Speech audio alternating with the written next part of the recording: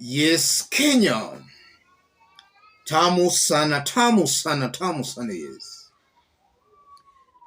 The situation in Kalenjin Rift Valley, Uasin Gishu County, William Ruto's home county, is getting more interesting and more complicated.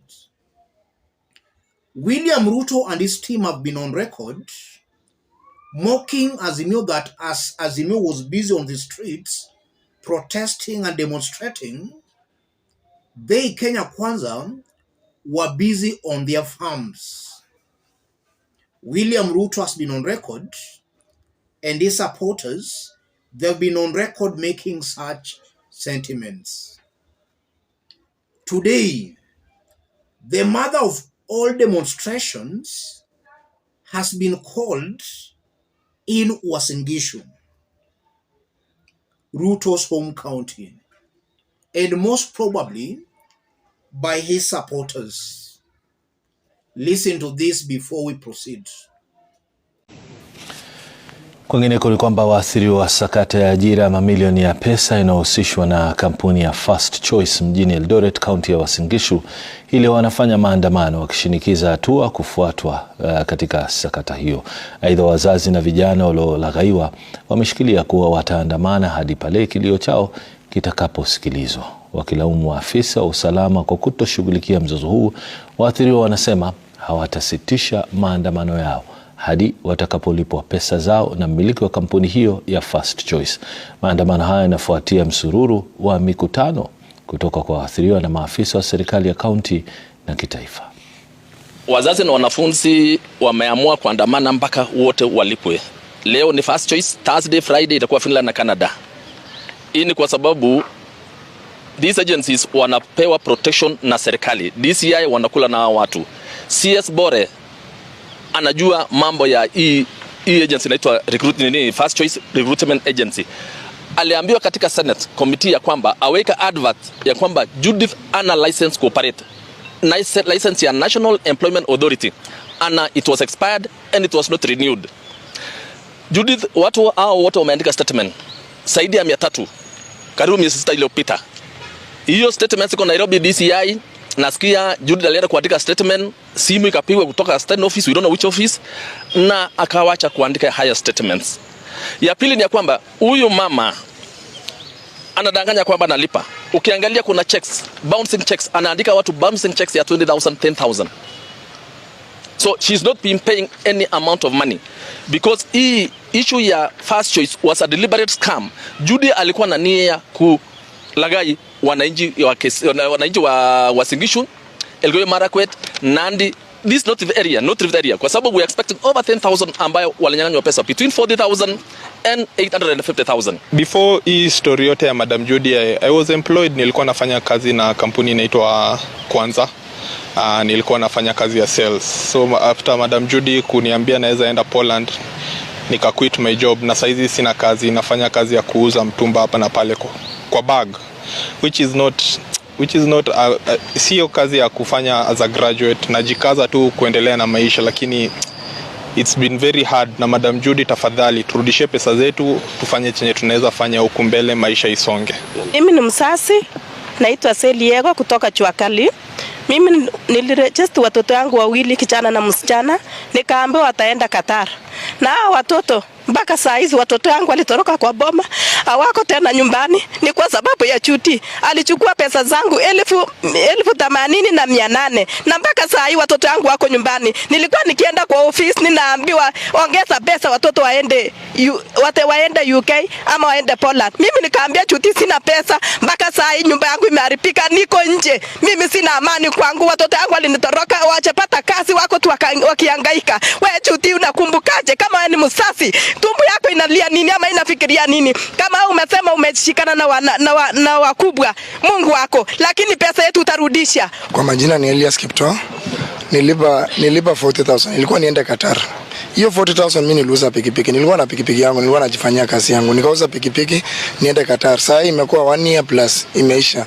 Kila siku naitwa niende ofisi pale. Nikifika ofisi naambiwa niongeze pesa, nilipe 8,000 ya visa, nilipe 4500 ya follow up ndio waharakishe process ndio niende nje. Bado wananiambia iko, kwani kuna kwenda Qatar ingine, kuna kwenda World Cup ingine. World Cup yenyewe tunajua ni 2026. Nilipe pesa ningoje wa 2026 twende World Cup ingine.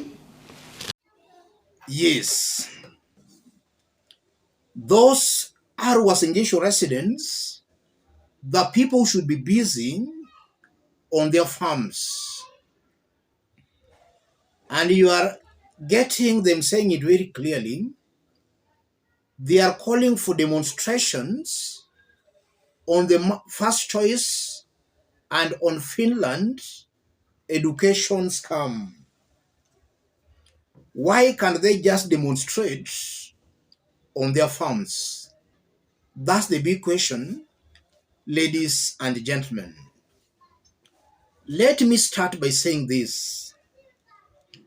William Ruto and his supporters are taking Kenyans as fools. They talk and say things they don't mean. They are very good when it comes to politics of propaganda, but they actually don't mean what they are saying. A few years ago, when Ruto was part and parcel of the opposition, in fact, he was the person leading the demonstrations. He was even taken to Hague because of the 2007 post-election violence that occurred in Rift Valley. Now that he's the president, he's trying to use propaganda to deny Kenyans and most of the new supporters, the opposition, the right to protest and to demonstrate. The reason being, the language a dictator understands and fears is the language of protests and demonstrations. So William Ruto fears anything that will take people out on the streets, simply because he's not very sure of the outcome that can come from such activities. That's why he's trying to belittle and to deny Kenyans that democratic right to protest and to demonstrate. And now that his own home county is calling for protests and demonstrations, just confirms William Ruto is actually not performing and not living up to the task. He's just playing the usual politics. And from those sentiments, I'm seeing a very high possibility where the people that are causing such magnitude of sufferings on the people are people very close to William Samoei Ruto. And you've even heard that these people who have been conning residents are being protected by the government. DCI, some CSS, they are being protected by the government. I strongly believe that DCI cannot protect an individual without the express authority from the highest office in the land. So it's almost very clear that these goons milking dry the people of Uasin Gishu are being protected by this government. So William Ruto is clearly oppressing the same people he should be protecting. A confirmation that even Kalenjins, people in his own home county, are not safe. They are equally suffering as a result of leadership that fails the test on integrity. That's something coming out very, very clearly. And also, if you listen to those residents, it's a fact that there is serious unemployment in the Kalenjin nation. Ruto is busy hovering around the country, boasting on how he's going to create millions of jobs and attacking the opposition. In fact, as I talk, Ruto has already started 2027 presidential campaigns. And that's very unfortunate because instead of delivering on the promises he made in 2022, like creating jobs for the youths, he has already started 2027 presidential campaigns. Kenyans should wake up. Kenyans should gang up to stop this open theft and conmanship. Ruto is clearly conning Kenyans, ladies and gentlemen.